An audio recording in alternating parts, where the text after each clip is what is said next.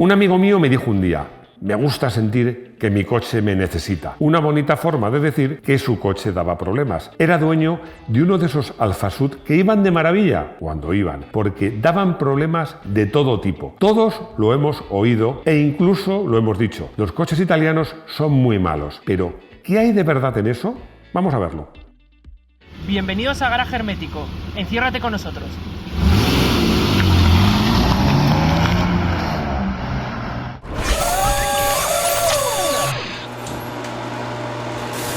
Veréis que en este asunto de la calidad de los coches italianos hay muchas mentiras y muchos tópicos.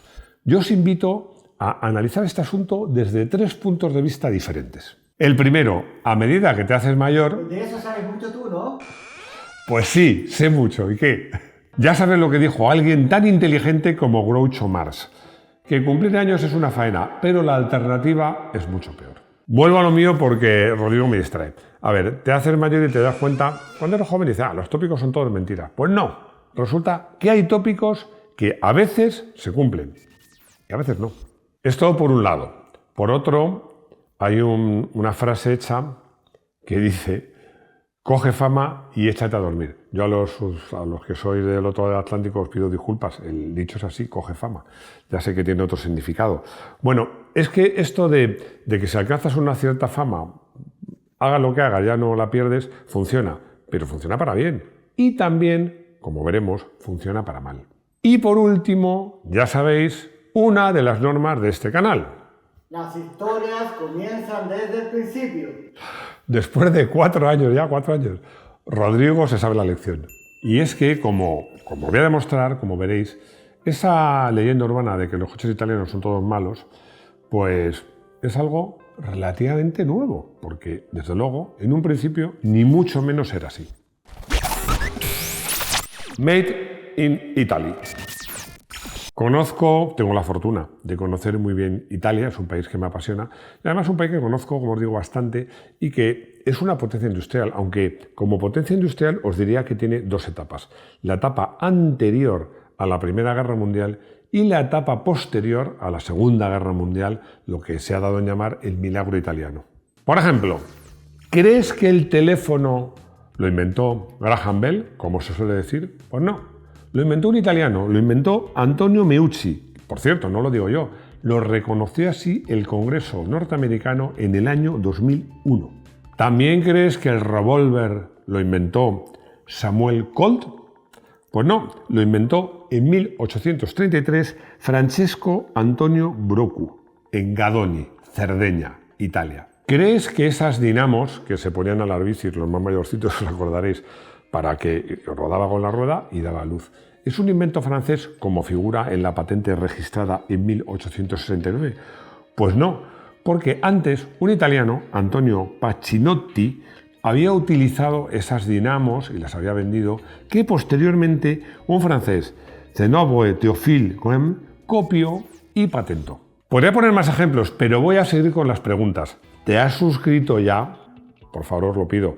No os olvidéis mucho, es sencillo y es gratis. Os suscribís y os mandamos una notificación cuando salen los vídeos, que os recuerdo, martes, jueves y domingo. Y si te haces miembro, 0,99 euros al mes, lo más barato posible, tienes vídeos específicos y directos. Por favor, suscribíos.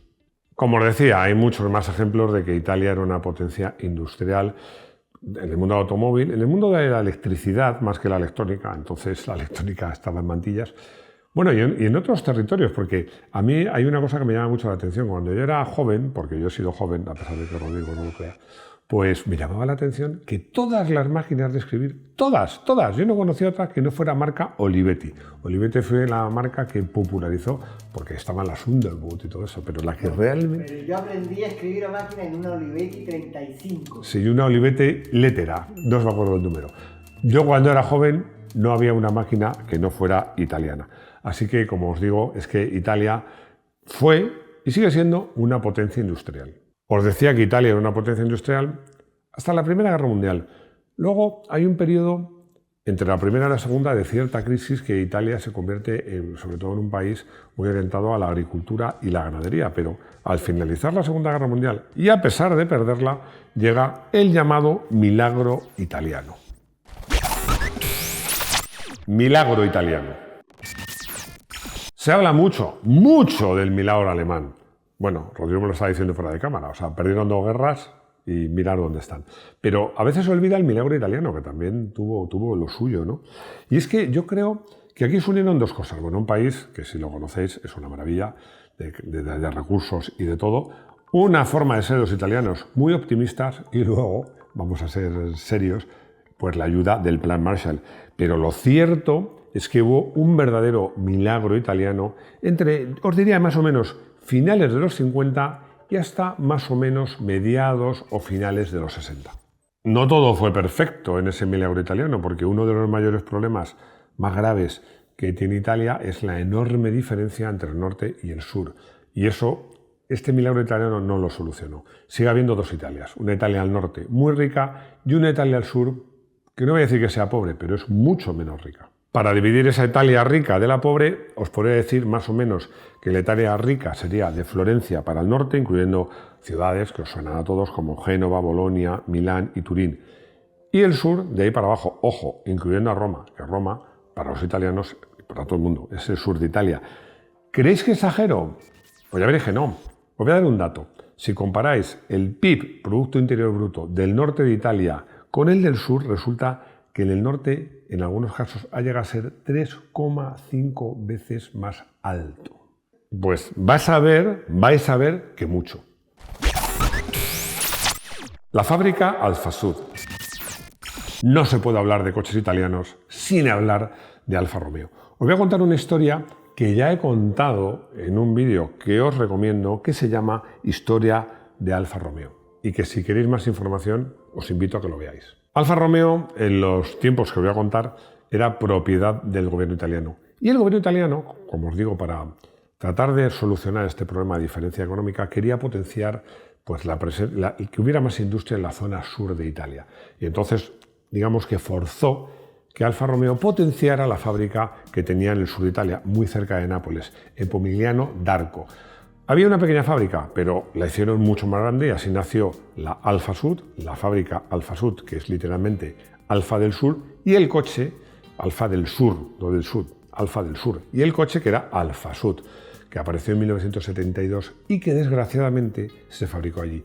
Digo desgraciadamente porque era un coche que se adelantó al Golf y que, en mi opinión, y en la opinión de muchos, el diseño era incluso mejor. Resultó que aquella fábrica no era eficiente, no se producía a un buen ritmo, la calidad de los coches fabricados allí era muy mala, y la imagen de la marca pues empezó a devaluarse mucho, porque los coches eran bonitos, técnicamente eran muy avanzados, pero daban muchísimos problemas, sobre todo eléctricos. Los alfistas más acérrimos pues decían la famosa frase con la que empezábamos el vídeo, que es aquella de «me gusta sentir que mi coche me necesita». Se hacían chistes sobre la mala calidad de los coches, decían que se caían los motores, las piezas. Se decía que los empleados robaban piezas y se llegaban a hacer coches en su casa. Hubo también una leyenda urbana diciendo que había un acuerdo con Rusia para utilizar acero ruso en esos coches, que era mucho más barato pero de muy baja calidad. Que yo sepa, nada de esto está demostrado, pero lo cierto es que los coches que se fabricaron allí eran de muy mala calidad. Y como os decía también al empezar, el segundo punto de vista, si tienes una cierta fama puedes echarte a dormir. Y claro, eso, como os digo, pasa para bien, pero también para mal. Los sofisticados coches italianos. Los coches italianos, desde que nacieron, han sido coches tecnológicamente muy avanzados y muy competitivos. Bueno, es que Alfa Romeo dominó la competición al máximo nivel y luchó de tú a tú con los grandes premios, luchó y ganó a marcas como podrían ser Audi o Auto Union y Mercedes. También Alfa Romeo luchó y ganó a BMW en las categorías de turismos. Hay marcas, en el guión había puesto Ferrari, Fiat, Lancia, Maserati. Me había olvidado de Lamborghini. Bueno, es que Lamborghini nunca ha participado un poquito en Fórmula 1, pero no le gustó mucho la competición, pero también es una marca con un enorme prestigio, con un pasado glorioso, aunque hayan pasado momentos difíciles. Pero es que no nos podemos olvidar que muchas de estas marcas han dominado el mundo de la competición. ¿Hay alguien que no recuerde al Lancia Stratos y al Lancia Delta? O que no recuerde al Alfa Romeo 155 del DTM, que ganó a domicilio en el campeonato alemán a las marcas alemanas. Ojo, no solo en la competición, porque parece que en coches de calle no he innovado. Voy a dar algunos datos. Por ejemplo, el Fiat Croma TDID, fue el primer coche en utilizar inyección directa en 1986, hace ya un tiempo. Y Alfa Romeo en 1997 lanzó el Alfa 156 JTD, que es el primer coche con el sistema que luego os explico el famoso, el conocido como Common Rail o rail común. Bueno, os digo una cosa, estos dos sistemas hoy día, en la actualidad, lo utilizan todas las marcas de coches, por supuesto, incluidas las alemanas y las japonesas. Los mejores y los peores. Vamos a volver al presente y a la pregunta de si son buenos los coches italianos. Claro, ¿qué es ser un coche bueno? Porque cuando hablas de un coche bueno, pues piensas en fiabilidad. Un coche bueno es un coche que no se rompe. Bueno, yo creo que hay más cosas, ¿no? Porque yo creo que hay coches que convencen, hay coches que enamoran, y ya si tienes un coche que consigue las dos cosas, 10 sobre 10. Si analizamos los estudios y las listas que se hacen sobre los coches más fiables, además da igual que sería absurdo negarlo. Los coches más fiables, hoy por hoy, y no parece fácil que vaya a cambiar, los coches más fiables, sin duda, son los japoneses. Me voy a referir al que hace Consumer Report, que es un estudio muy interesante, donde hay cosas, hablaba de los tópicos. Hay tópicos que se cumplen y tópicos que no se cumplen y te sorprenden. ¿Por qué? Vamos a ver, entre las 10 primeras marcas más fiables figuran 6 japonesas, figura una coreana y figuran 3 alemanas, que son BMW, Mini y Porsche. Mercedes, diréis, ¿y Mercedes? Mercedes es la segunda, pero es la segunda por la cola. Y a lo que vamos en este vídeo. ¿Y los coches italianos? Pues no están al final de la cola, están por la mitad, a veces un poco por debajo de la mitad, pero salvo excepciones, están, como os digo, más o menos en mitad de la tabla. No están al final de la cola, no suelen estar ahí. Pero es que os decía que un coche, además de convencer, debe enamorar. A ver, tiene que tener capacidad de seducción, lo hablo mucho en este canal. Y hay otros rankings que no hablan solo de fiabilidad. Hay un ranking que me gustan mucho, que es de satisfacción del cliente. No es si el coche se rompe o no se rompe, es si el cliente está contento con su coche, si lo disfruta, si le gusta, si cada mañana le hace ilusión bajar y coger su coche para ir a trabajar. Y aquí ya las cosas cambian bastante. Hay marcas, por ejemplo Mercedes, que en algunos estudios, como os he contado, está al final por fiabilidad, pero cuando se habla de satisfacción es que resulta que se ponen entre los puestos de cabeza. Un caso paradigmático, Porsche está bien en fiabilidad, pero en capacidad de seducción, en satisfacción de su cliente está muy arriba. ¿Qué pasa con Alfa Romeo, por ejemplo? Hemos hablado varias veces en este vídeo de Alfa Romeo, que por fiabilidad está en la mitad de la tabla, no destaca ni para bien ni para mal, pero cuando se habla de satisfacción del cliente, pues está en los puestos de cabeza. Aunque sea un poquito salirme del tema, pero me lo vais a permitir porque en estas listas suceden cosas muy curiosas. Por ejemplo, que Tesla, que en apartados de fiabilidad está muy atrás, en satisfacción al cliente está muy delante. Los que compran un Tesla, como se suele decir en el mundo del marketing, defienden su compra. Yo creo que cuando hablamos de alfistas, que hay alfistas, hay porchistas, hay BMWistas, y yo creo que hay teslistas, que es una religión pues, de gente que defiende su coche más allá de lo razonable. Yo creo que esto, estoy pensando que merece un vídeo.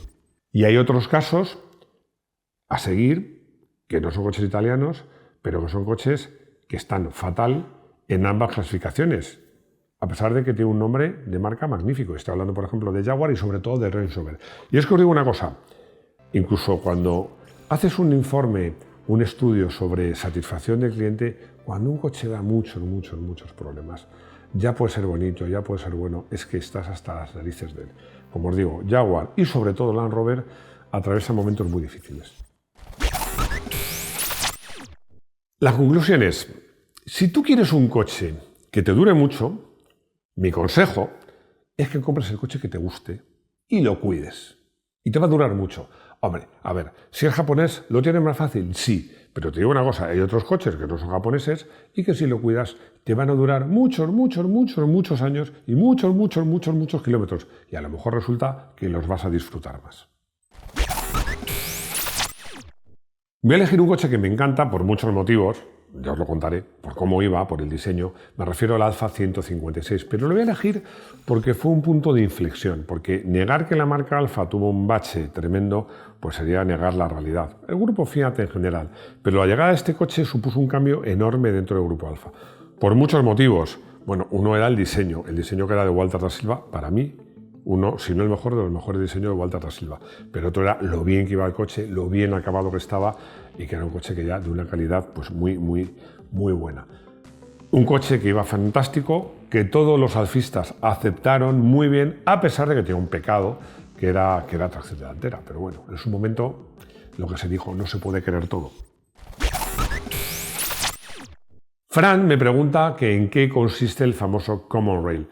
La respuesta es muy sencilla, porque es el mecanismo de un botijo. Generalmente lo que había era o una bomba por cada cilindro, o una bomba en general que inyectaba el combustible a cada uno de los cilindros a una cierta presión. Cuanto más alta, mejor.